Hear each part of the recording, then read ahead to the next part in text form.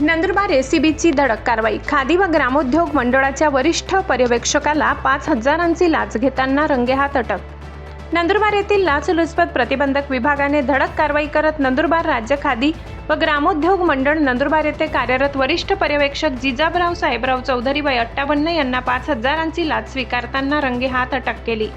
तक्रारदाराच्या नातलगाला सन 2025 मध्ये महाराष्ट्र राज्य खादी व ग्रामोद्योग मंडळामार्फत पापड उद्योग, पीठ गिरणी व या गृह उद्योगासाठी 10 लाखांचे कर्ज मंजूर झाले होते।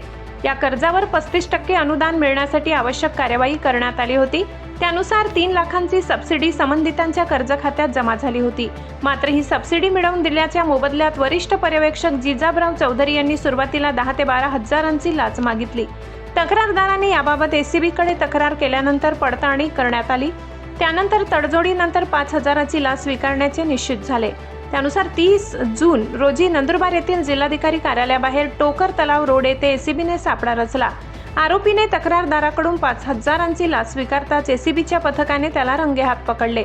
आरोपी विरुद्ध भ्रष्टाचार प्रतिबंधक अधिनियम 1988 चे कलम 7 अन्वये नंदुरबार शहर पोलीस ठाण्यात गुन्हा दाखल करण्यात आला असून पोलीस उपअधीक्षक प्रशांत भरते पुढील तपास करीत आहेत। ही कारवाई नाशिक परिक्षेत्राचे पोलीस अधीक्षक भारत तांगडे, अप्पर पोलीस अधीक्षक प्रदीप मैराडे, कविता फडतरे यांच्या मार्गदर्शनाखाली पोलीस उपअधीक्षक प्रशांत भरते, पोलीस निरीक्षक विकास लोंढे तसेच एसीबीच्या पथकाने यशस्वीरित्या पार पाडली।